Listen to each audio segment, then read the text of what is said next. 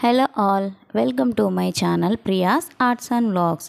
ఈరోజు లెటర్ వచ్చేసి G for గోంగూర పప్పు చేసి చూపించబోతున్నాను. ఇది అందరికీ తెలిసిందే అవ్వచ్చు, కానీ నా స్టైల్లో చేసి చూపించబోతున్నాను.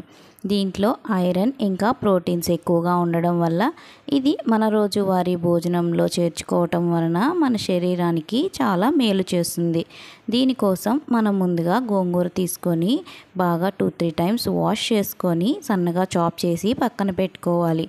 స్టవ్ మీద పప్పు కడిగి పెట్టుకొని తగినన్ని వాటర్ పోసి దాన్ని కూడా మెత్తగా అయ్యేంత వరకు మనము ఉడికించుకోవాలి. ఈ రెసిపీ మీరు కావాలంటే ప్రెషర్ కుక్కర్లో కూడా చేసుకోవచ్చు, ఫాస్ట్గా అయిపోతుంది.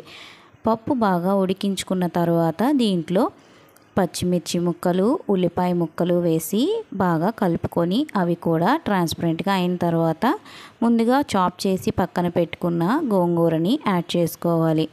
గోంగూరని ముందే యాడ్ చేస్తే పులుపు వల్ల పప్పు అనేది సరిగ్గా ఉడకపోవచ్చు. కాబట్టి పప్పు ఉడికిన తర్వాత మాత్రమే గోంగూరని యాడ్ చేసుకోండి.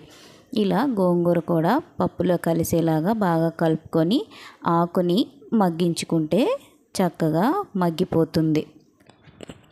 గోంగూర కంప్లీట్గా ఉడికేంత వరకు మనము వెయిట్ చేయాలి. ఇప్పుడు గోంగూర అంతా చక్కగా సాఫ్ట్ అయిన తర్వాత దీంట్లో రుచికి సరిపడా ఉప్పు, చిటికెడు పసుపు, రుచికి సరిపడా కారంని వేసుకొని ఇదంతా బాగా కలిసేటట్లుగా ఈ పప్పులో బాగా కలుపుకొని మరొకసారి దీనిని ఉడుకు రానిస్తే పప్పు రెడీ అయిపోయినట్టే.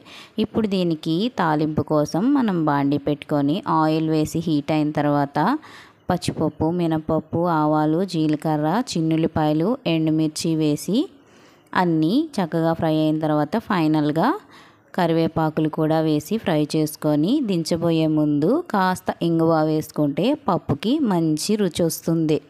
ఈ తాలింపు మిశ్రమాన్ని మనము ఉడికించుకున్న గోంగూర పప్పులోకి ట్రాన్స్ఫర్ చేసుకొని చక్కగా కలిసేలాగా ఒక ఉడుకు రానిచ్చుకొని చాప్ చేసుకున్న కొత్తిమీరని యాడ్ చేసుకొని సర్వ్ చేసుకుంటే ఎంతో టేస్టీ అయిన గోంగూర పప్పు రెడీ.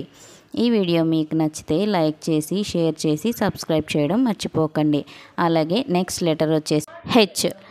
ఏ రెసిపీ రాబోతుందో గెస్ చేసి కామెంట్ చేయడం మర్చిపోకండి. Thank you for watching.